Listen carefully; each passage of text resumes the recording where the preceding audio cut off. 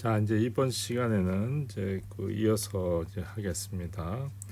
호가 이제 이런 식으로 주어져 있어요. 이제 이런 식으로 주어져 있을 때 이거의 성분들의 도함수 이것이 x 프라임, y 프라임이 정의된 구간 위에서 존재하고 특히 연속일 때 이 c를 갖다가 우리는 미분 가능한 호다 이렇게 이제 얘기합니다. 미분 가능한 호가 이제 이런 식으로 주어져 있을 때 정의에 의하면 이것이 되는 거죠. Z 프라임은.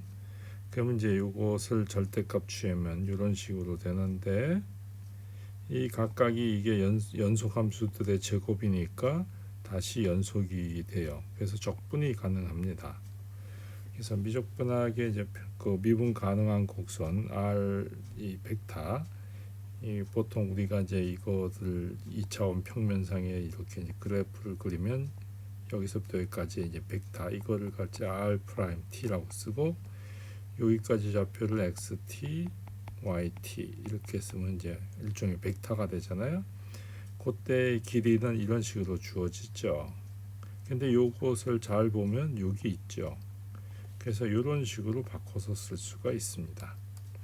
그래서 벡터 미분 가능한 호의 길이는 이런 식으로 바꿔서 쓸 수 있어요. 그래서 이제 그거를 잘 기억하시면 됩니다. 근데 이제 재미난 것은 곡선 C의 매개 표현 방법은 일반적으로 유일하지 않아요. 유일하지 않습니다. 왜냐하면 우리가 지난번에 한 것처럼 어떤 원이 이렇게 있으면 이 원을 나타내는 방법은 다양하게 많았었어요. 그죠? 그래서 원을 나타내는 방법은 이제 유일하지 않으나 곡선의 길이는 매개 변수 표현에 관계없이 항상 일정합니다. 그래서 이제 그거를 이제 증명하기 위해서 이제 우리가 이제 실제로 한번 해보겠다 이거죠.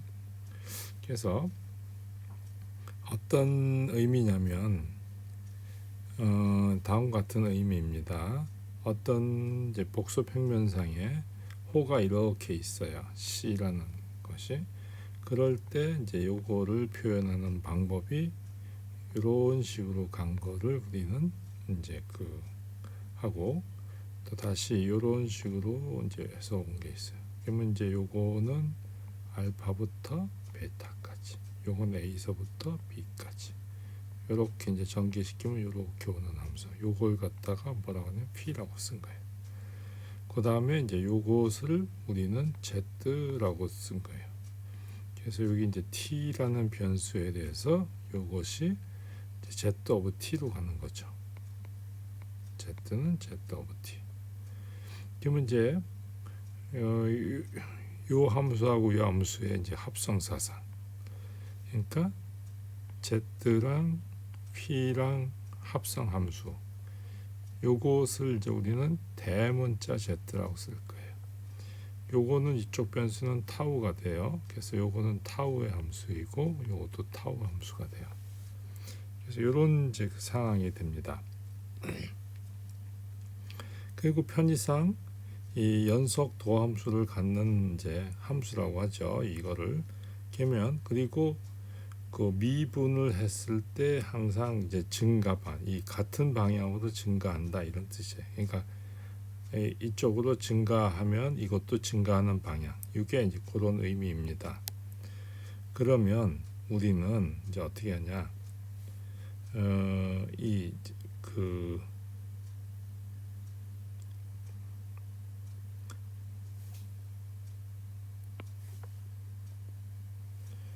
요거를 이제 다음과 같이 이제 할 거예요.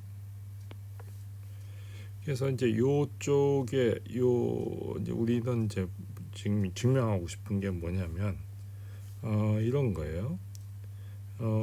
알파부터 베타까지 Z 프라임 T 타우의 D 타우 이 값이나 A서부터 B까지 Z 오브 T의 DT나 똑같다. 이걸 보이고 싶은 거예요. 그러니까 이렇게 그러니까 요 구간에 대해서 이렇게 돌아가는 것에 대한 그래프도 실은 똑같습니다. 여기서부터 여기까지 길이, 여기서부터 여기까지 움직일 때 이 Z에 의해서 스몰 Z에 의해서 간 것도 똑같아요. 그러니까 길이는, 그러니까 우리가 맥의 표현 방법이 유일하지 않으니까 이런 식으로 표현했을 때의 곡선의 길이나 이런 식으로 표현했을 때의 곡선의 길이나 똑같아야 된다는 걸 보이고 싶은 거예요. 그래서 우리는 자 이제 이렇게 이제 보이는 거죠. 그래서 그 제문자 이제 타우라는 것은 잘 보시면 Z of phi의 타우잖아요. 그래서 요거를 이제 미분을 해봐요.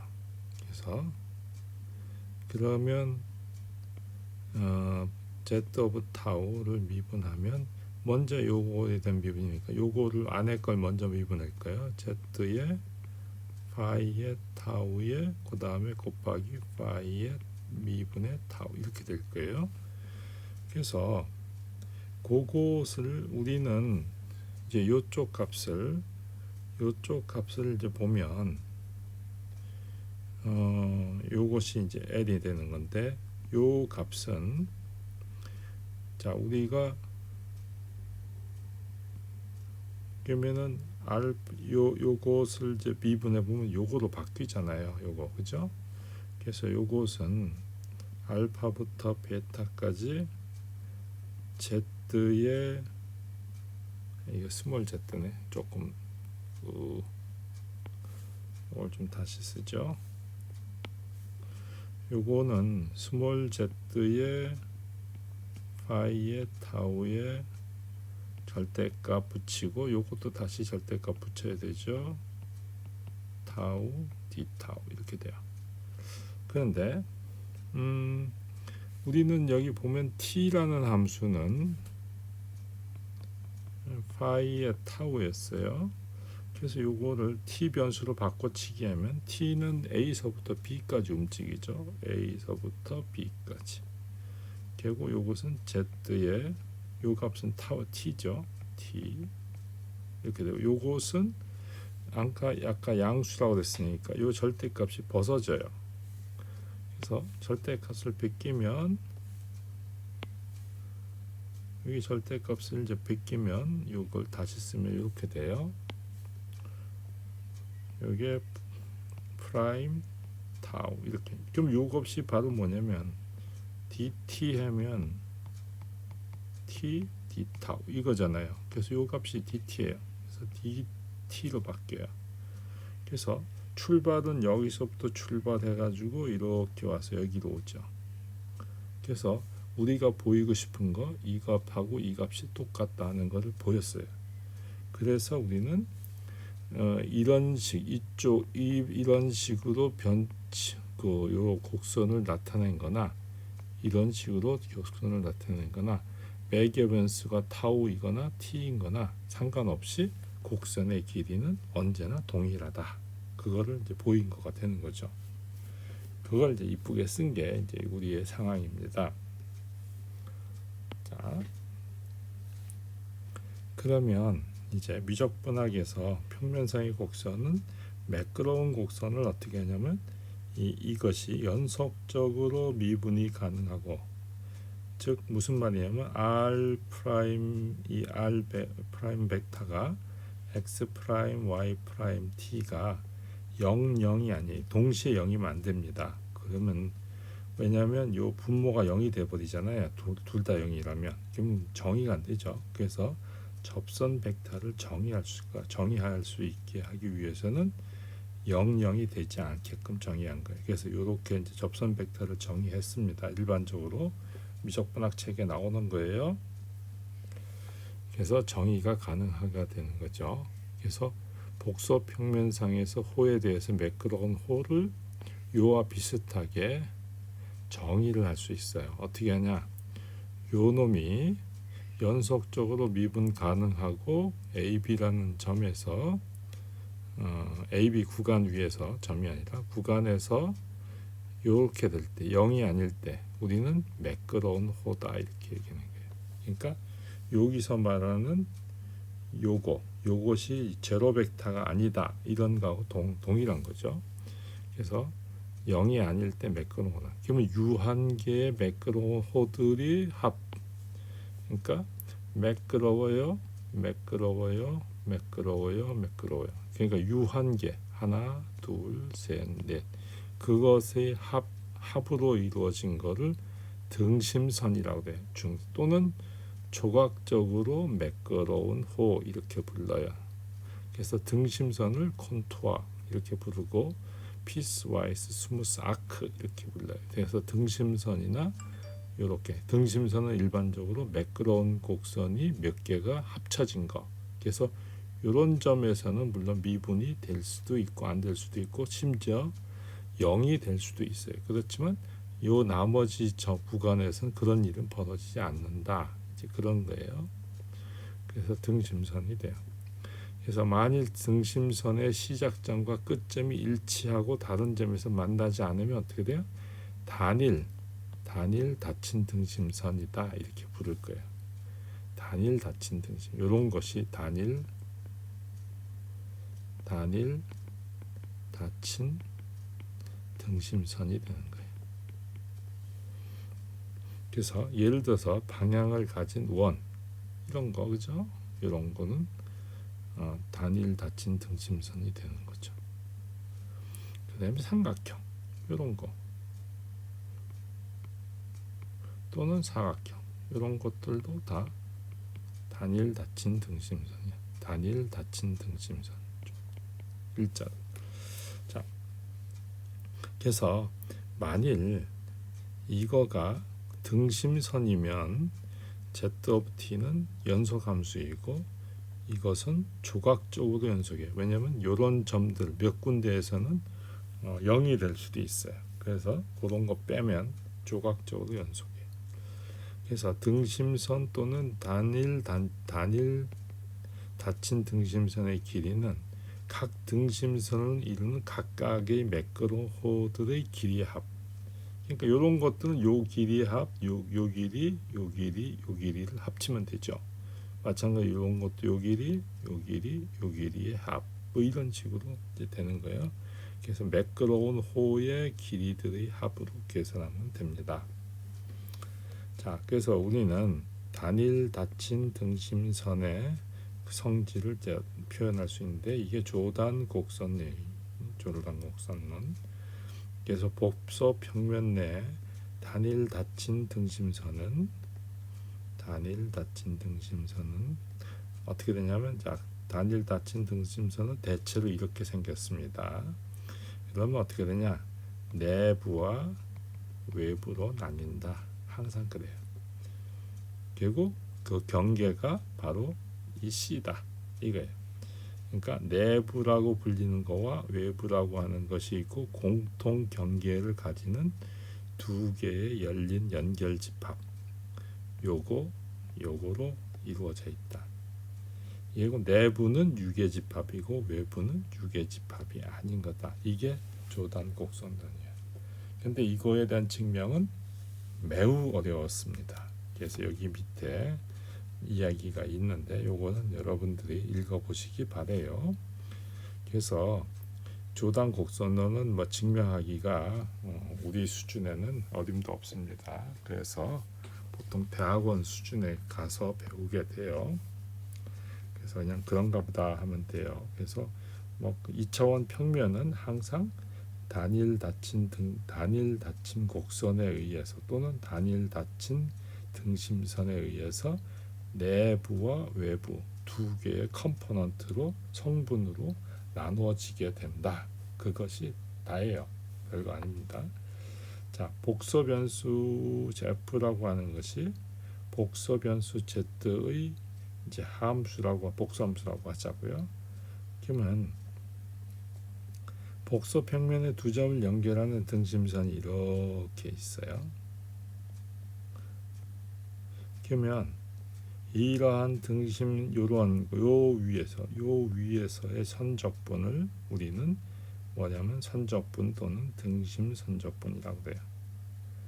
그래서 두 점을 연결하는 C 위에서 정의된 함수에 대한 적분을 생각하는 거예요. 그러니까 요 위에서 정의된 함수, 복수함수 f에 대한 선적분을 생각하는 거예요. 그래서 여기서부터 여기까지 이제 적분을 어떻게 할 것이냐. 그래서 실수상에서는 적분을 두 점을 연결하는 방법은 유일하죠. 실수에서는 어떻게 돼요?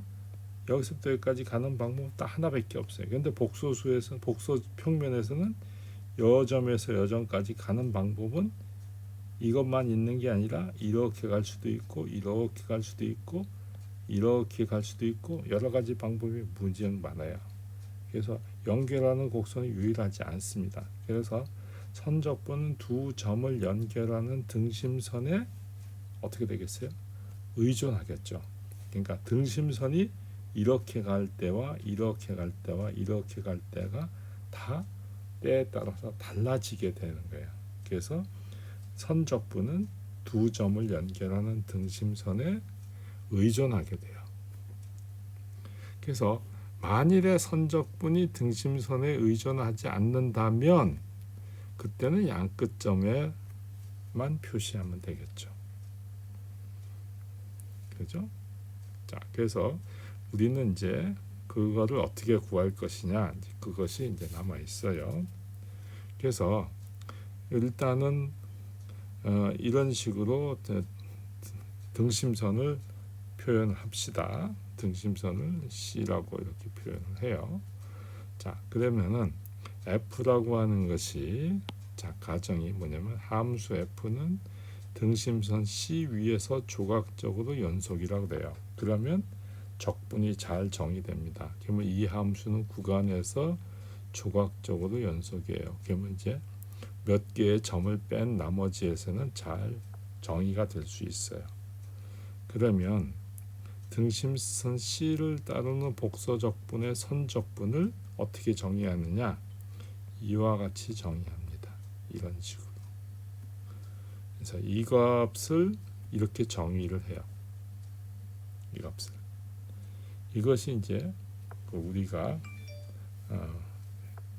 저거 할 중요한 내용. 이것은 잘 기억하셔야 됩니다. 그래서 C가 등심선이니까 Z''은 항상 조각적 연속이 되죠. 그래서 이 이쪽 적분이 잘 정의가 됩니다. 왜? 이것도 조각적 연속, 이것도 조각적 연속. 그래서 전체적으로 이것은 조각적 연속이에요. 그래서 몇 개의 점을 제외하면 다 문제 없어요. 그래서 그 점에서 잘라서 생각하면 되니까. 그러니까 요런 몇 개 점을 빼면 여기 요 구간에선 다 매끄러워요. 그러면 요 길이 합 이렇게 하면 되죠. 그래서 이 적분은 잘 정의가 될 수 있습니다. 그래서 참고 4.28은 잘 정의가 될 수 있어요. 왜 그러냐? 우리 아까 그 선분의 그 곡선의 길이 다룰 때 보면 4개의 변수에 상관없었죠. t로 갔을 때 여기 t일 때 zt로 했나 여기 이제 타우일 때 이렇게 해서 z 오브 타우 했을 때의 길이나 요 선분의 요 곡선의 길이는 변화가 없었죠. 우리 아까 어떻게 했냐 이렇게 이 파이라는 함수를 생각해 가지고 같은 걸로 잡아서 이렇게 했잖아요.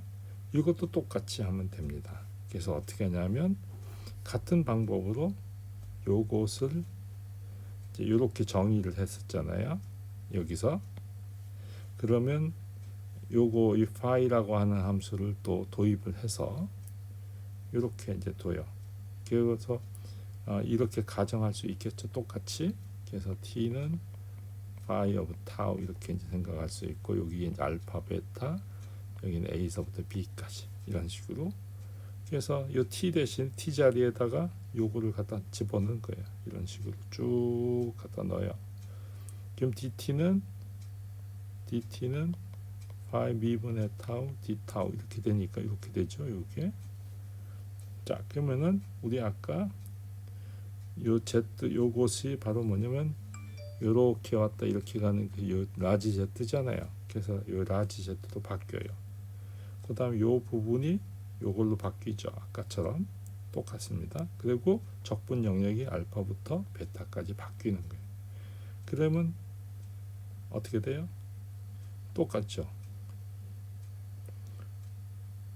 여기 스몰 z 대신에 라지 z로 바뀌었을 뿐이죠. 그래서 같은 거예요. 결국은. 그래서 잘 정의가 됐다는 것은 무슨 말이냐면 매개 변수에 상관없이 적분의 값은 동일하다 그런 얘기예요. 그러니까 C가 이렇게 정해지면 이 C는 이 적분은 매개 변수에 상관없이 언제나 그 동일한 값을 갖는다 그 얘기죠. 이렇게 하는 거나 이렇게 하는 거나 매한 가지다 이 얘기예요. 그것을 이제 설명하고 있는 것입니다. 그 다음에 이제 거기 보시면 F가 실 구간에서 정의된 적분 가능한 실함수라고 했을 때 우리가 A서부터 B까지 요 적분 이게 순서가 바뀌면 당연히 마이너스가 붙는다는 것은 미적분학 시간에 배웠죠. 그래서 적분은 적분하는 방향에 따라 부호가 달라지죠. 선적분에서도 우리는 등심선의 방향을 잘 생각해야 돼요. 그래서 이렇게 가는 방향을 플러스라고 생각하면 반대 방향, 이렇게 가는 방향은 마이너스 C가 되는 거예요. 그래서 마이너스 C라고 쓸 거예요. 그래서 마이너스 C는 이런 식으로 이제 바뀌는 거예요. 두 번째는 우리가 실함수에서 A서부터 B까지 적분은 A서부터 C까지, C에서부터 B까지 하는 거하고 이런 거 미적분학 시간에 배웠죠. 그러면 선적분에서도 두 개의 등심선의 합을 이렇게 얘기할 수 있을 거예요. 그래서 이렇게 가는 거, 이렇게 가는 거. 그래서 이렇게 가는 거, 여기 들렸다가 이렇게 가는 거. 그거를 이제 이런 식으로 합으로 이제 쓸 거예요. 이런 식으로 A서부터 C까지, ZC2는 C에서부터 B까지. 그러면 이런 식으로 돼요. 합은 이런 식으로 C1 더하기 C2 그렇게 정의를 해요. 그러면